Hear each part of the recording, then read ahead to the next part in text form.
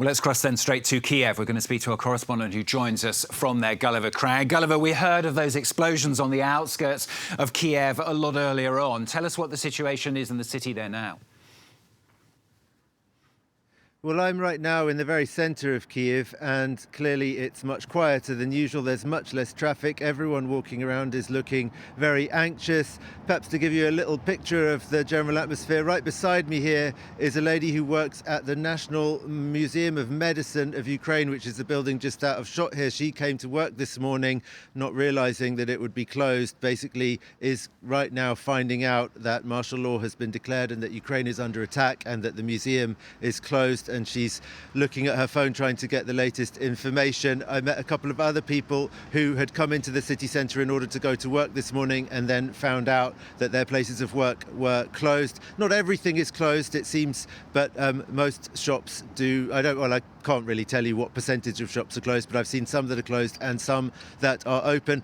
People are looking very distraught and anxious. People I've spoken to keep saying they just don't know what to do.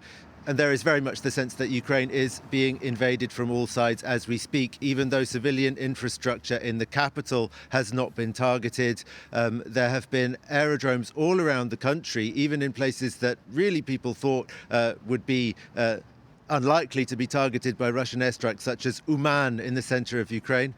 So, yes, people are extremely anxious. As I said at the top there, Vladimir Putin saying this will just be an operation in the east, presumably less and less credence being given to anything that Vladimir Putin actually says.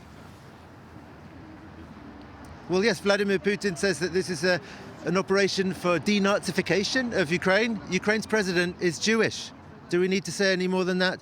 Also, all of these accusations of Ukraine launching an offensive or the need to protect civilians in Donbass, these things that Ukraine has strenuously denied. This has not been Ukraine's policy for the past 8 years. Since the signature of the Minsk agreement, Ukraine has never tried to go on the offensive in Donbass. The war in Donbass was at a stalemate with sporadic fighting, but the front line did not move because Ukraine had no intention of going on the offensive. They have been at pains to say all day. Yesterday, Dmytro Kuleba, the foreign minister at the United Nations, was stressing it with as much emphasis as he possibly could. Ukraine is not going on the attack. This is absolutely not true. This is Ukraine being attacked unprovoked by Russia. And basically what we're seeing is that the worst predictions made by the Biden administration, which just a few weeks ago some people here in Ukraine were describing as over the top and excessive, are looking as though they are coming true.